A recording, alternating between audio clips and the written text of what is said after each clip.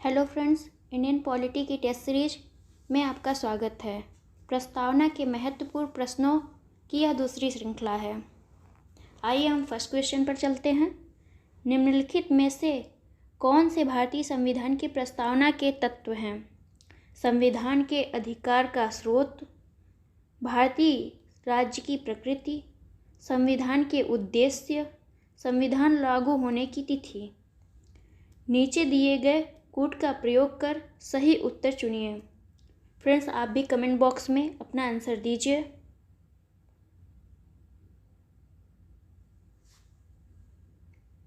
इसका उत्तर है डी, उपरोक्त सभी सही। आइए इसकी व्याख्या देखते हैं फ्रेंड्स। संविधान के अधिकार का स्रोत, हम भारत के लोग अर्थात संविधान भारत के लोगों से शक्ति प्राप्त करता है। भारतीय राज्य की प्रकृति, भारत एक संप्रभु, समाजवादी, पंथनिरपेक्ष, लोकतांत्रिक, गणराज्य की राज्य व्यवस्था वाला देश है। संविधान के उद्देश्य, न्याय, स्वतंत्रता, समता, बंधुत्व संविधान के उद्देश्य हैं।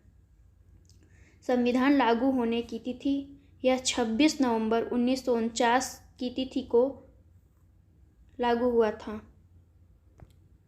नेक्स्ट क्वेश्चन फ्रेंड्स, भारतीय संविधान की प्रस्तावना में निम्नलिखित में से किन स्वतंत्रताओं का उल्लेख किया गया है?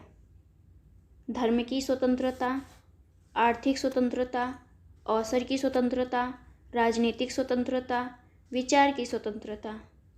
नीचे दिए गए कूट का सही प्रयोग करके उत्तर चुनें। फ्रेंड्स, आप सभी कमेंट बॉक्स में ज़रूर रिप्लाई करें।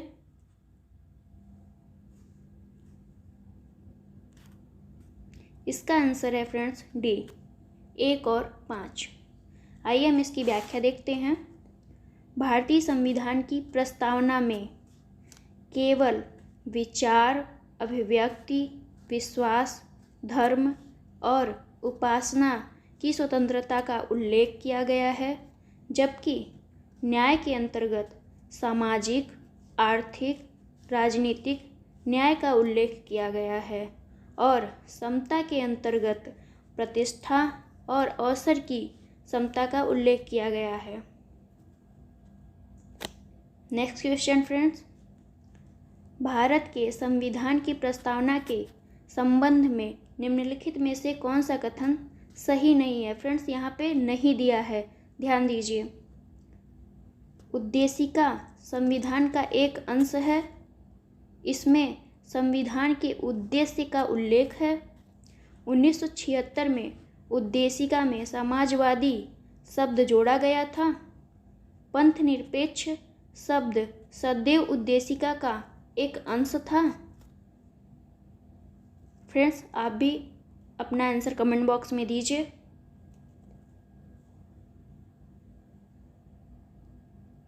इसका आंसर है डी, पंथनिरपेक्ष शब्द सदैव उद्देशिका का एक अंश नहीं था। आइए फ्रेंड्स, हम इसकी व्याख्या देखते हैं। 42वें संविधान संशोधन अधिनियम 1976 द्वारा इसमें समाजवादी, पंथनिरपेक्ष, अखंडता शब्द को जोड़ा गया था। अतः पंथनिरपेक्ष शब्द उद्देशिका का सदैव अंश नहीं रहा था। नेक्स्ट क्वेश्चन फ्रेंड्स, भारतीय संविधान के किस भाग को उसकी आत्मा की संज्ञा दी गई है? प्रस्तावना अथवा उद्देशिका, मौलिक अधिकार, राज्य के नीति निदेशक तत्व, संविधान के सभी अनुच्छेद।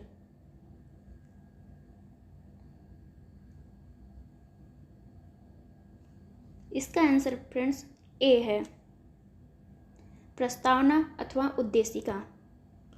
आइए हम इसकी व्याख्या देखते हैं।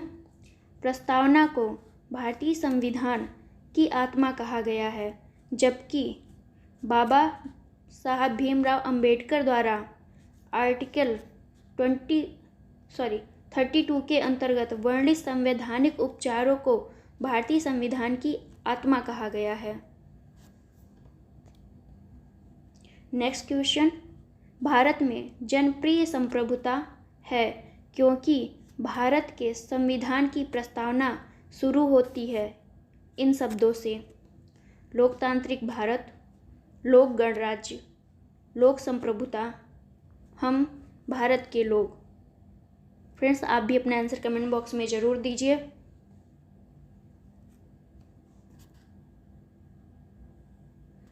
इसका आंसर है डी, हम भारत के लोग। आइए इसकी व्याख्या देखते हैं। भारतीय संविधान की प्रस्तावना हम भारत के लोग शब्दों से प्रारंभ होती है, जिसमें भारत के लोगों को भारतीय संविधान की शक्ति का स्रोत बताया गया है। नेक्स्ट क्वेश्चन फ्रेंड्स, भारत है एक धर्मनिरपेक्ष राष्ट्र, हिंदू राष्ट्र, हिंदू मुस्लिम राष्ट्र, इनमें से कोई नहीं।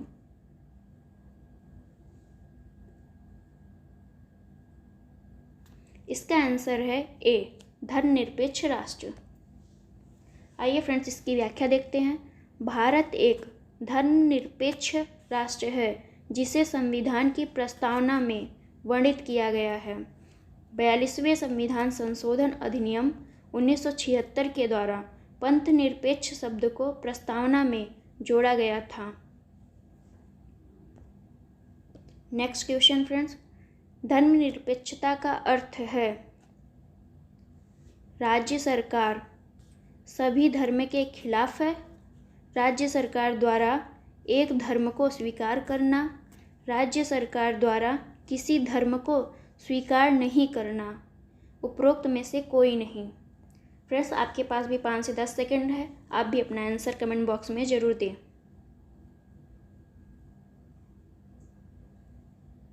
इसका आंसर है सी, राज्य सरकार द्वारा किसी धर्म को स्वीकार नहीं करना।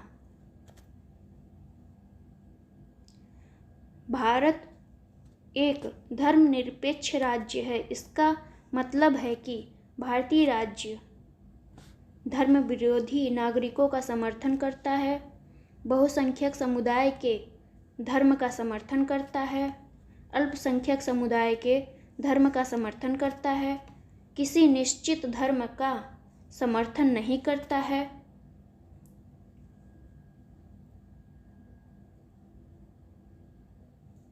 फ्रेंड्स, इसका आंसर है डी, किसी निश्चित धर्म का समर्थन नहीं करता है।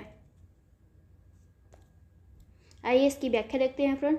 भारतीय संविधान की प्रस्तावना में धर्मनिरपेक्ष राज्य की प्रकृति का वर्णन किया गया है, अर्थात भारतीय राज्य का अपना कोई निश्चित धर्म नहीं होगा। इसके साथ ही भारतीय राज्य सभी धर्मों का समान रूप से सम्मान करेगा। नेक्स्ट क्वेश्चन, भारत के संविधान की उद्देशिका के बारे में निम्नलिखित में से कौन सा कथन सही नहीं है? उद्देशिका स्वयं न्यायालय में प्रवर्तनीय है। उद्देशिका उन उद्देश्यों को बताती है जिन्हें संविधान स्थापित करना और आगे बढ़ाना चाहता है। उद्देशिका स्रोत को इंगित करती है जहाँ से संविधान अपना प्राधिकार प्राप्त करता है। फ्रेंड्स, आप भी अपना उत्तर कमेंट बॉक्स में दीजिए।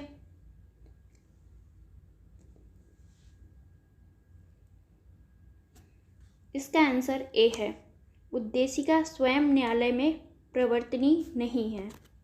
आइए फ्रेंड्स इसकी व्याख्या देखते हैं। प्रस्तावना या उद्देशिका संविधान के दर्शन को सार रूप में प्रस्तुत करने वाली अभिव्यक्ति है।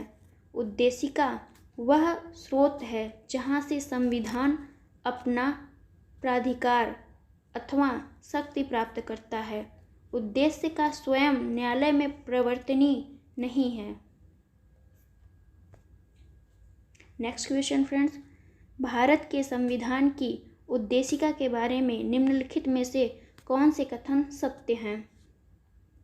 उद्देश्य संकल्प जवाहरलाल नेहरू द्वारा प्रस्तावित किया गया था और संविधान सभा द्वारा पारित किया गया था, जो अंततः उद्देशिका बना।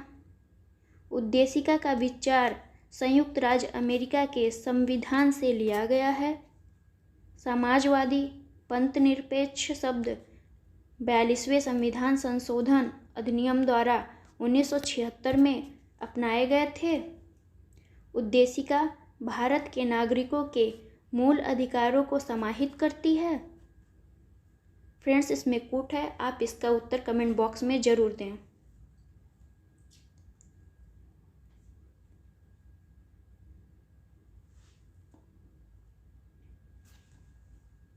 इसका आंसर है फ्रेंड्स ए। 1, 2, 3। नेक्स्ट क्वेश्चन, भारतीय संविधान की प्रस्तावना में उल्लेख है प्रतिष्ठा की समानता, अवसर की समानता, विचार की समानता।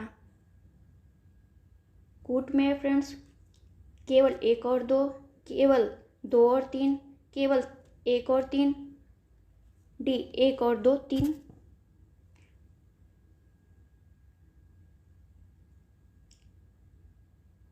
फ्रेंड्स, इसका आंसर है ए, केवल 1 और 2। नेक्स्ट क्वेश्चन, निम्नलिखित उद्देश्य में कौन सा एक भारत के संविधान की उद्देशिका में समाविष्ट नहीं है? फ्रेंड्स, नहीं है पे ध्यान दीजिए। विचार की स्वतंत्रता, आर्थिक स्वतंत्रता, अभिव्यक्ति की स्वतंत्रता, विश्वास की स्वतंत्रता।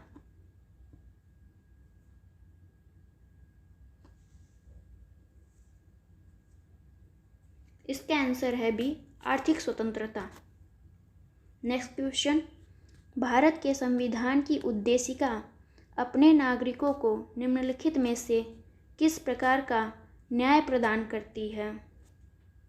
सामाजिक न्याय, मनोवैज्ञानिक न्याय, आर्थिक न्याय, राजनीतिक न्याय। फ्रेंड्स, आप अपना आंसर कमेंट बॉक्स में ज़रूर दें।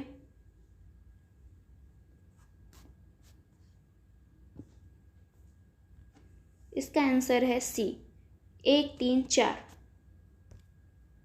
नेक्स्ट क्वेश्चन, निम्नलिखित कथनों पर विचार कीजिए। प्रस्तावना भारत के संविधान का एक अभिन्न अंग है।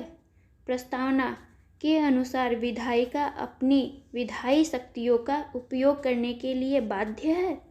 उपरोक्त कथनों में से कौन सा कथन असत्य है? केवल 1, केवल 2, 1 और 2 दोनों, ना तो 1 और ना ही 2।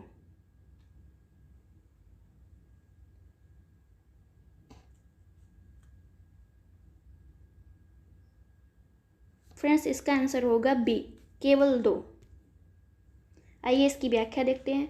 1973 केशवानंद भारती बनाम केरल राज्य मामले के अनुसार प्रस्तावना संविधान का एक अभिन्न अंग है। यह न तो विधायिका के लिए शक्ति का स्रोत है और न ही विधायिका की शक्तियों पर प्रतिबंध है।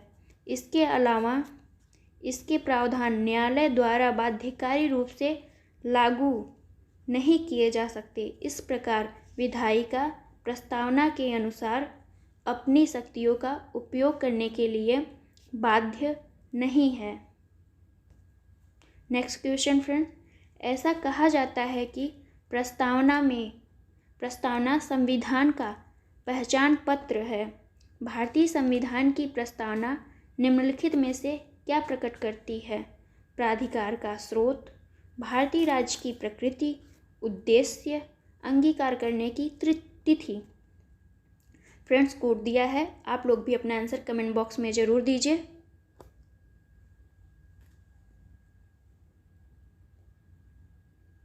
इसका आंसर है ए, 1, 2, 3, 4।